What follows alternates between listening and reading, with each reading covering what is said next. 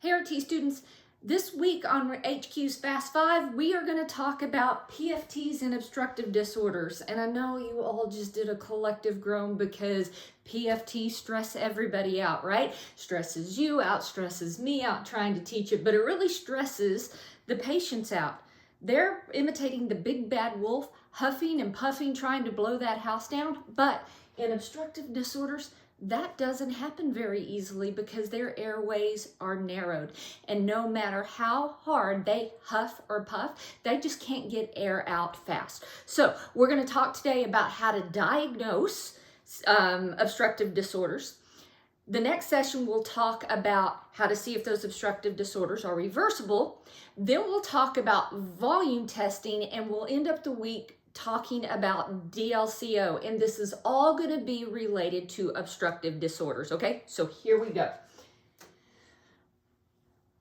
Okay, every patient that comes into the pulmonary lab, every patient, whether they're normal, they have obstruction, they have restriction, everybody's going to start out with this forced vital capacity maneuver. You've seen it where they take this great big huge deep breath in and the PFT technician screams at them to blow, blow, blow, blow, keep pushing, you know that, and they blow everything out until they can't blow out anything more. That's the forced vital capacity maneuver.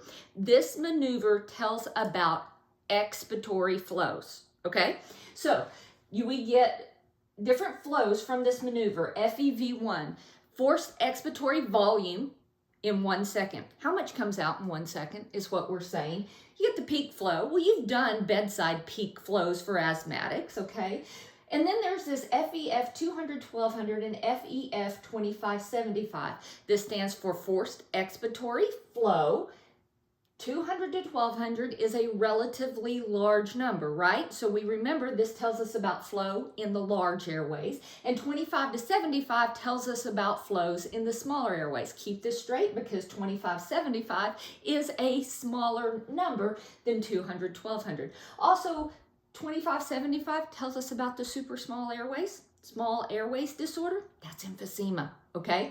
So when you look at a PFT and you have all of those numbers and you don't know what to do, I'm going to tell you, if you do this each and every time, you're not going to get it wrong. Do this.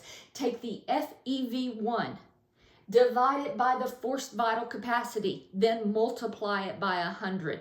If that answer is less than 70%, they without a doubt have an obstructive disease process. That's our first step. Are they obstructive or not? Okay, let me show you what I mean. Okay, I flipped this up. You saw all those numbers and you said, holy crap, right? No, you didn't really say holy crap, but it was close. All right, so let's just break this down at what we're looking at. You're going to hit a PFT question, and this is overwhelming. It doesn't have to be. Let's get ourselves oriented. These are the tests that are being measured. This is what the machine predicts the patient ought to do, like if he was perfectly normal, all right?